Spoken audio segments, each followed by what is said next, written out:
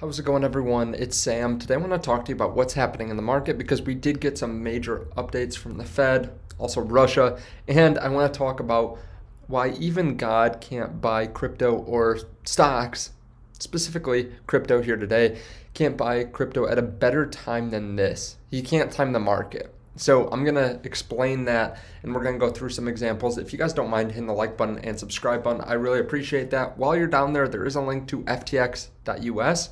I really like their platform. It's really easy to use, and they have some of the lowest fees out there. They're also planning on bringing stocks here soon this year, so you can go and buy stocks and crypto on their app. Also, when you use that link underneath the video, you do get 10% off of your trading fees, so definitely check it out. They do offer NFTs too on their platform, which is really nice because they don't have those high gas fees because they do everything off-chain.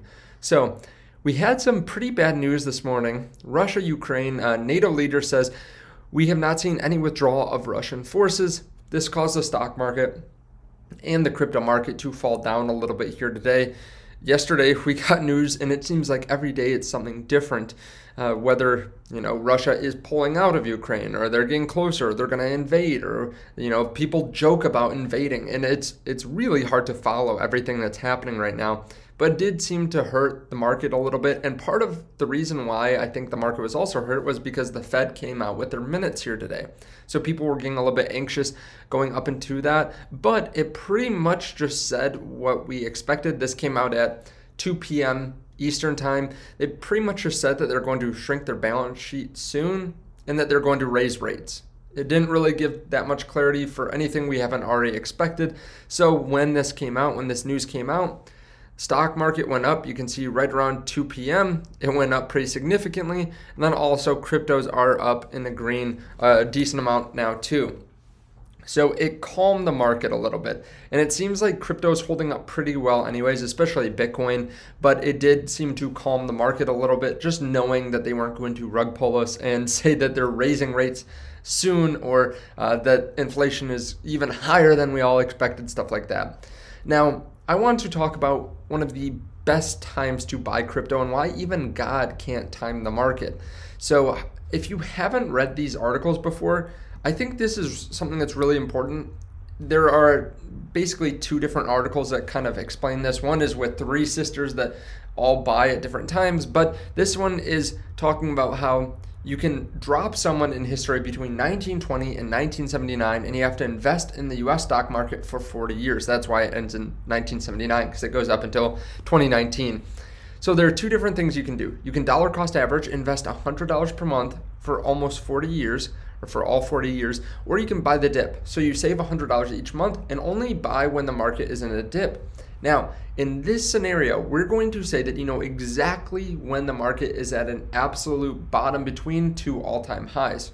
So you're going to be basically God, knowing exactly when to buy. Now, the interesting thing is, you would think that you would definitely win if you could always buy the dip. However, if you run the strategy, you will see that the buy the dip method outperforms DCA over 70% of the time.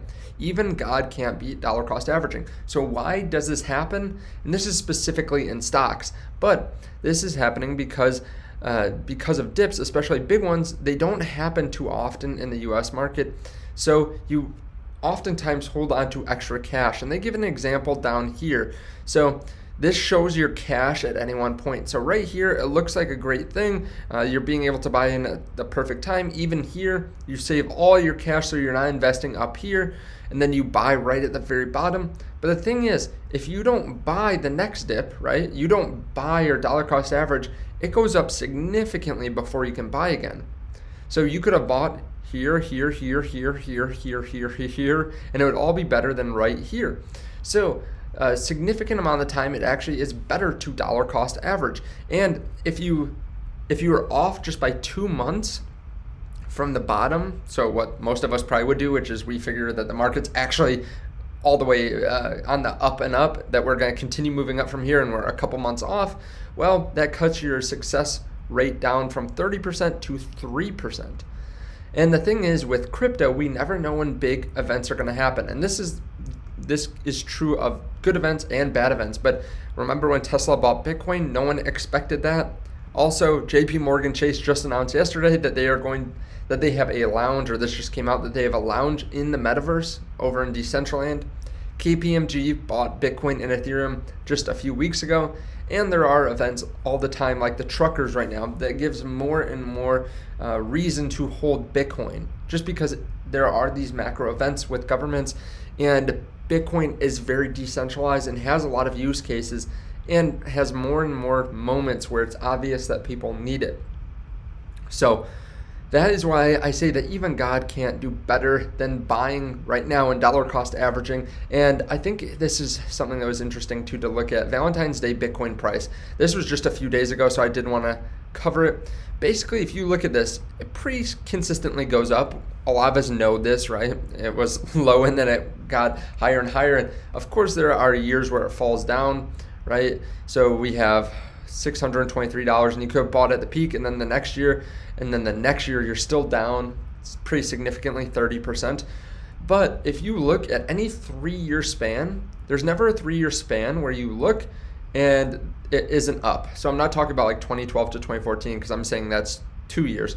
So 2015, you go back to 2012, you had a significant about 50x.